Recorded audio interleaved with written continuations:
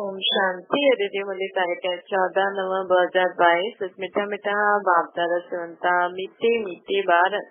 ये रावण जी शोक वाटिका है जंहिंमें सब दुखी हैं। हाणे ता रावण खे भॼायो था पोइ जय जयकार थी वेंदी।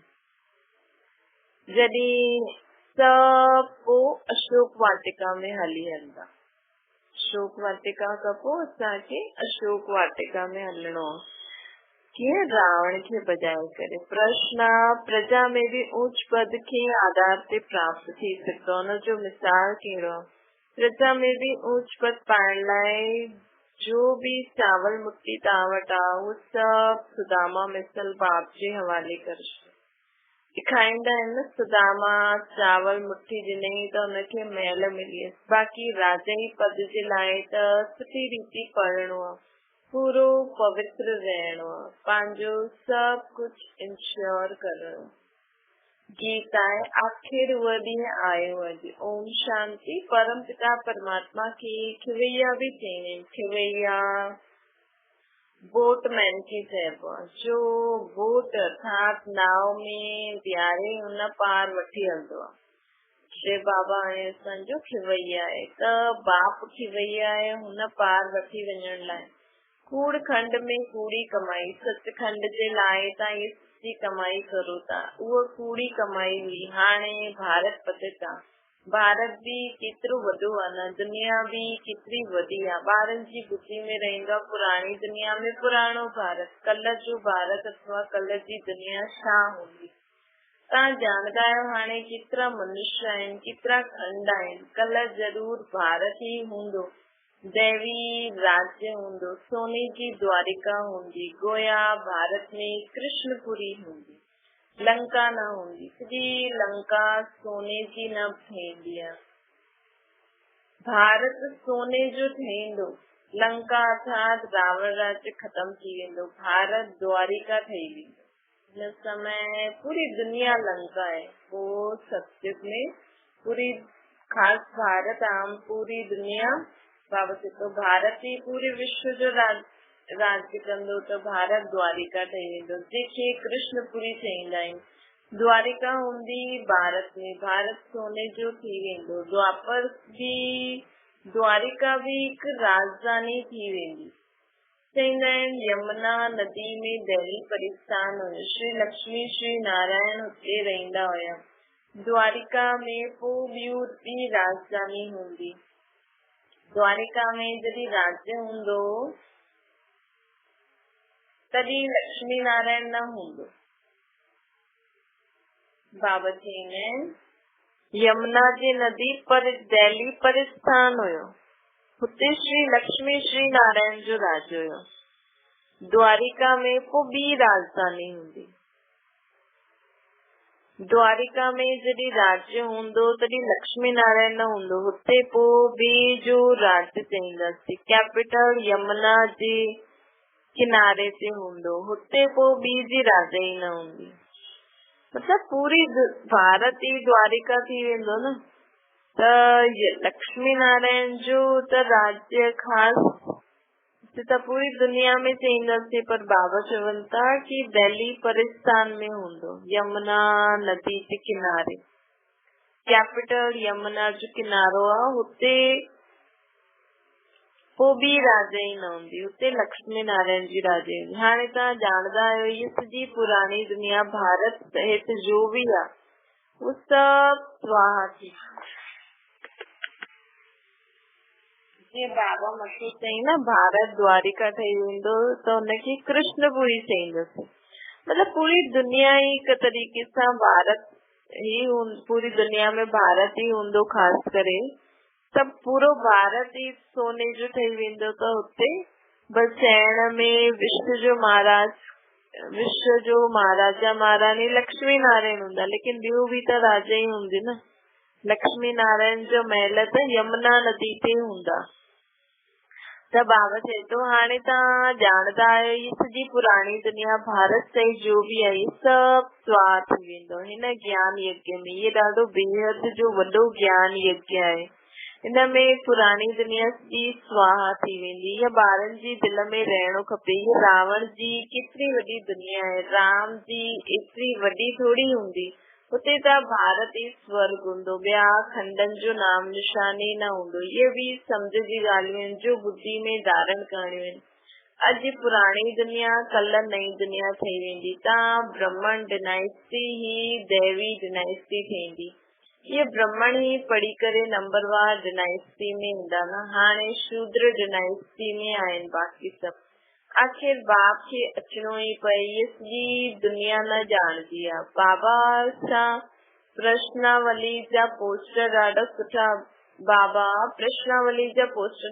सुठा ठाराया अथई, जिसां मनुष्य खे बाप जो परिचय मिली वञे, परंतु सम्मुख सम्झाइण बग़ैर कोई समझी न सघे। ताके ही बाप चईंदो आहे, hear no evil, see no evil, think no evil, do no evil. बाप चए थो कि हाणे ताके मां ईअं चवां थो, अहिड़ो खिलौनो बंदर जहिड़ो ठाहियो अथनि। तव्हां बि पहिरियों बंदर मिसल हुयो न, हाणे तव्हांजी सूरत बदिली अथव। जंहिंमें 5 विकार हूंदा आहिनि उन्हनि खे चईंदा आहियूं बंदर। जीअं नारद जी सूरत ॾेखारींदा आहिनि उन्हनि खे चईंदा आहिनि नारद चईंदो असां लक्ष्मी खे वरूं त चईंदा आहिनि आईने में मुंहुं त ॾिसो।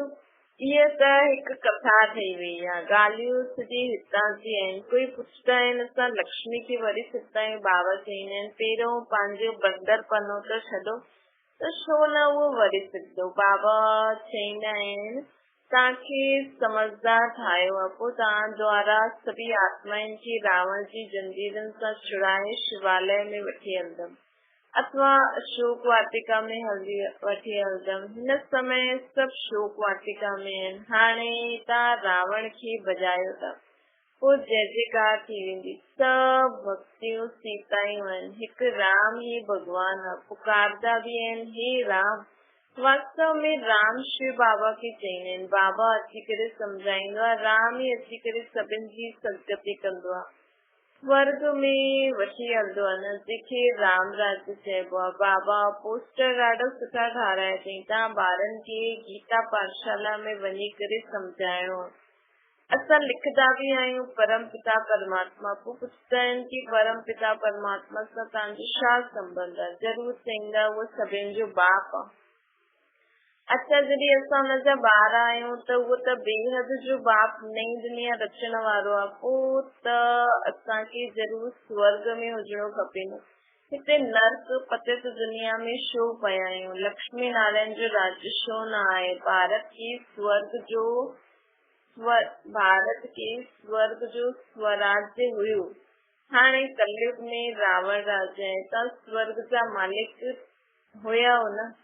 हुन समय ॿियो कोई धर्म न हुयो। अॼु खां 5000 वर्ष पहिरियों लक्ष्मी नारायण जो राज्य हुयो। राजा बि डबल सिर ताज हुया, पवित्रता जो बि ताज हुयो, त रतन जड़ेज जो बि ताज हुयो। राम राज्य त पुठियां ईंदो आहे, त बुद्धि में त्रेता वारे राम जो राज्य त पुठियां ईंदो न, त बुद्धि में अचणो खपे कि भारत में बरोबरि हिननि पहिरियों लक्ष्मी नारायण जो राज्य हुयो। इहे लक्ष्मी नारायण पहिरियों नंबर में हुया।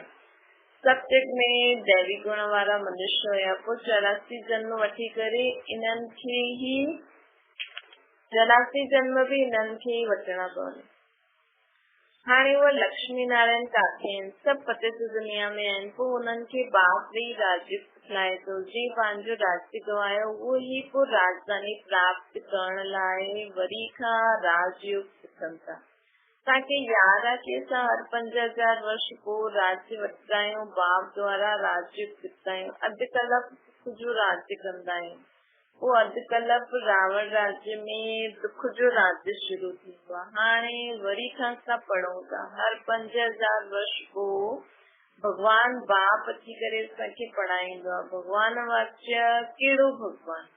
वो त कृष्ण जे लाइ चई छॾींदा आहिनि। तव्हां त चईंदा आहियो हिकु निराकार शिव भगवान, श्री कृष्ण त देवता आहे। पोइ पुछबो आहे प्रजापिता ब्रह्मा सां छा संबंध आहे? उहो त पिता ठहरियो न, हिकु दादा हिकु बाबा।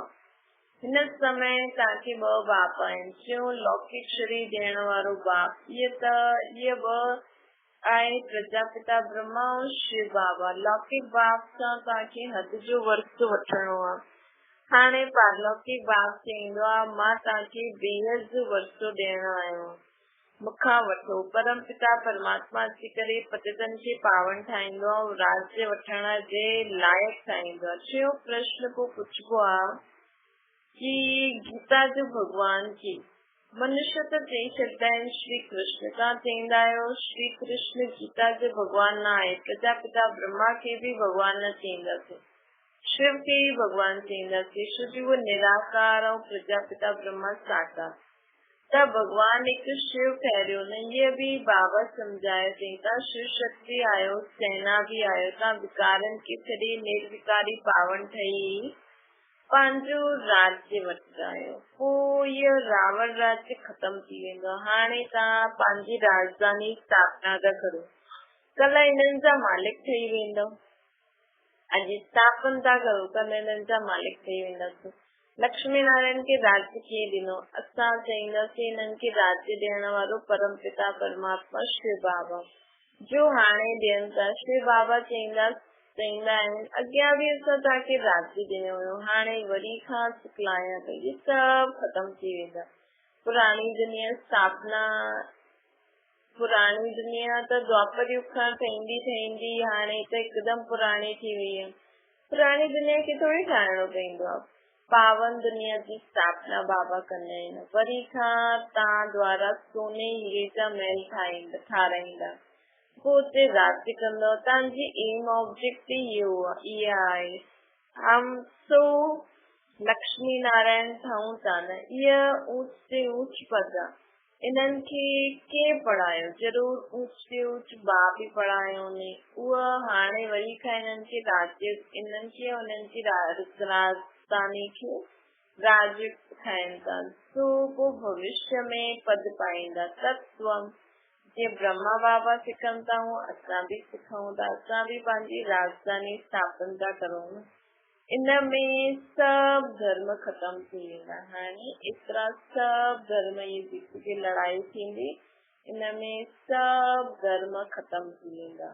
ब्रह्मा द्वारा दैवी धर्म की पालना, शंकर द्वारा पुरानी दुनिया जो विनाश, पोइ विष्णु द्वारा पालना थी। ये ठीक रीति चयणो आहे, ब्रह्मा द्वारा स्थापना, शंकर द्वारा विनाश, पोइ पालना थी। लक्ष्मी नारायण पोइ पालना कंदा न, ये सम्झण जी ॻाल्हि आहे।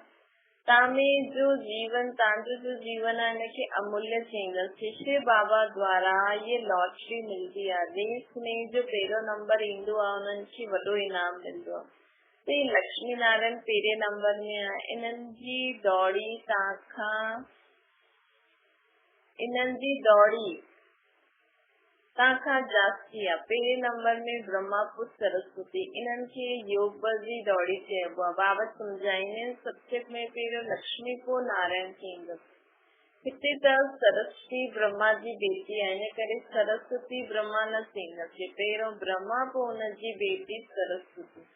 जगत पिता ऐं जगत माता थींदासीं। इहे स्त्री पुरुष त आहिनि, इहे पोइ सतयुग में वेंदा त नाम बदिली थी वेंदा। पहिरियों लक्ष्मी पोइ नारायण हूंदो, हिते पहिरियों ब्रह्मा पोइ सरस्वती, छो जी बेटी आहे न। हाणे तव्हां ॼाणंदा आहियो असां मनुष्य खां देवता था ठहूं, जेतिरो जास्ती पुरुषार्थ कंदासीं ओतिरो उच्च पद पाईंदासीं। तव्हां जीअं बेगर टू प्रिंस था ठहो, सुठी रीति पढ़ाई पढ़ंदव त राजा ठहींदव, सुठी रीति पढ़ाई न पढ़ंदा, पवित्र न रहंदा त राजा ई न मिलंदी। शिव बाबा त राजा ई जो वर्त ॾियण आयो आहे न। अगरि कोई राजा ई न वठे, पवित्र न ठहे त पोइ प्रजा में हली वेंदो, सुठो प्रजा में बि नंबरवार आहे। कोई पुछंदा आहिनि प्रजा में ऊच पद कीअं पायूं? पोइ मिसाल सम्झाइबो सुदामा जो, चावल मुठी ॾिनई त महल मिली आहे।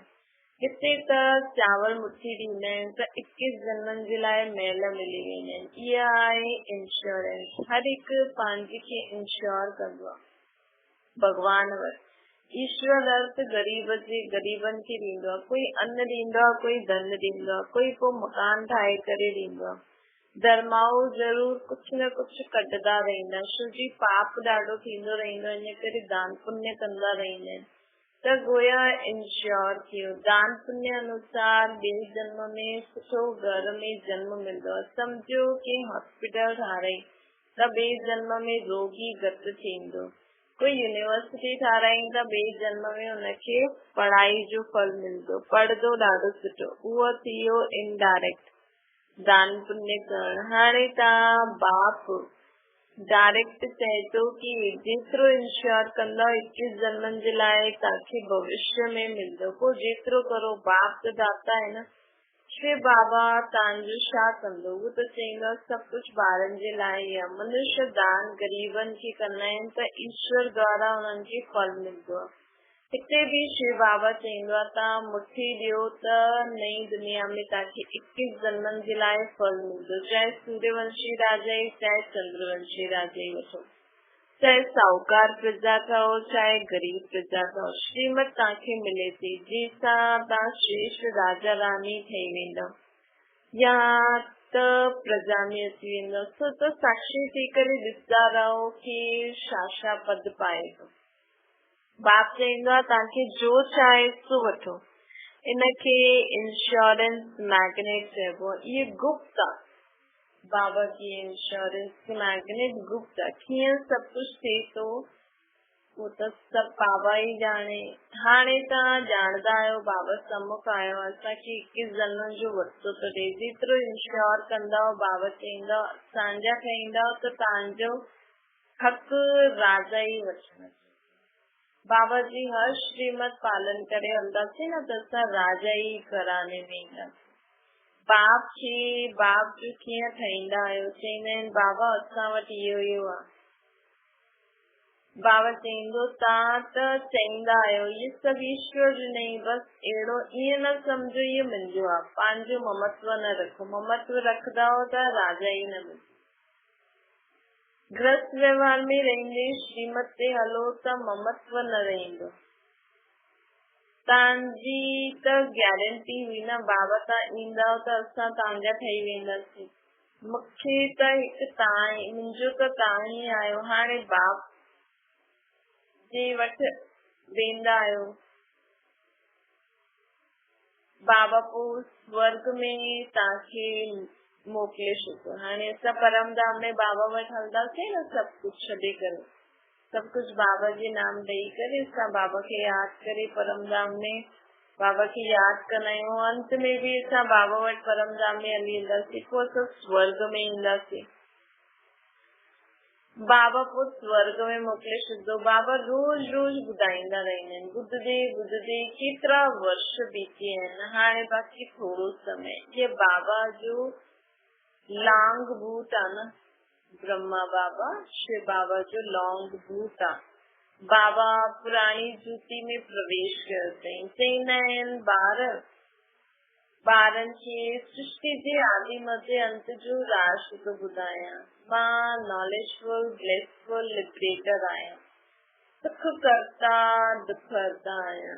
जेतिरो तव्हां बाप खे यादि कंदा वेंदव त तव्हां सभिनि आत्माउनि जा पाप कटंदा वेंदा। अच्छा, मिठी स्किल जे ॿारनि ते माता पिता बाप दादा जो यादि प्यार ऐं गुड मॉर्निंग। रूहानी बाप जी सभिनि रूहानी ॿारनि खे नमस्ते। असांजी बि रूहानी माता पिता बाप दादा खे यादि प्यार गुड मॉर्निंग ऐं नमस्ते। धारणा जे लाइ मुख्य सार राजा ई पत वठण लाइ पूरो श्रीमत ते हलणो। कहिड़ी बि चीज में ममत्व न रखणो। मुंहिंजो त हिकु बाप इहो पाठ पको करणो। ॿियो आहे hear no evil, see no evil, talk no evil. बाप जी हिन डायरेक्शन ते हली करे मंदिर लाइक़ थियनि। वरदान कंट्रोलिंग पावर द्वारा स्व खे कंट्रोल करे फुल स्टॉप लॻाइण वारा सदा समृत आत्मा ठा। बिंदु स्वरूप बाप ऐं बिंदु स्वरूप मां आत्मा ॿिन्हिनि जी स्मृति फुल स्टॉप अर्थात बिंदु लॻाइण में समर्थ ठाहींदी। समर्थ आत्मा वटि स्व जे मथां कंट्रोल करण जी कंट्रोलिंग पावर हूंदी। जेकी शक्तिशाली आत्मा हूंदी आहे न, हुनखे स्व खे कंट्रोल करण जी कंट्रोलिंग पावर हूंदी। उहा ॿियनि खे कंट्रोल न कंदी, लेकिन स्व खे कंट्रोल रखी परिवर्तन शक्ति खे कार्य में लॻाईंदी। उन्हनि में राइट खे रॉन्ग करण जी, रॉन्ग खे राइट करण जी शक्ति हूंदी। वो कॾहिं ईअं न चईंदी कि छा मूंखे मरणो, मतलब जीवन में अगर कुछ गलत भी थींदो हुजे तो उनखे पॉजिटिव वे में सोचे करे, पॉजिटिव वे में परिवर्तन करे पंहिंजे जीवन में अॻियां वधंदी वेंदी। कॾहिं ईअं न चईंदी कि मूंखे मरणो आहे, मूंखे सहन करणो आहे। समर्थ आत्मा ये समझदी कि ये मरण न, लेकिन स्वर्ग में स्वराज्य वठण। स्लोगन आहे, बाप खे प्रत्यक्ष करण जे निमित्त उहे ई थी सघंदा आहिनि जिनजे हर संकल्प में दृढ़ता हुजे। जो बाबा असांखे चए थी असांखे करणो ई आहे, ये दृढ़ संकल्प मन में ईंदो न त असां सभु कुझु कंदा वेंदासीं, ऑटोमेटिकली असांजे कर्मनि खे ॾिसी माण्हुनि खे लॻंदो न कि हिननि खे एतिरो कराइण वारो केश जी बाबा जी हर श्रीमत के पालन करण में ॾाढी दृढ़ संकल्प करणो आहे। तॾहिं असां हिन सृष्टि ते रही करे बाबा जी हर श्रीमत के पालन करे सघंदा आहियूं। अगर दृढ़ता न हूंदी करे न सघंदासीं। अगर बाबा जी हर श्रीमत पालन करे असां जीवन में हलूं था त असांजे जीवन में परिवर्तन ईंदो ई सही, त असांजो जीवन सुख शांति में वारो थी वेंदो। त माण्हू बि पुछंदा कि तव्हां छा कंदा आहियो, ऑटोमेटिकली बाप जे बारे में ॿुधाईंदव त बाप जी प्रत्यक्षता थी वेंदी। इन करे बाप खे प्रत्यक्ष करण जे निमित्त उहो ई थी सघंदो आहे जंहिंजे हर संकल्प में दृढ़ता जी विशेषता होगी। ओम शांति।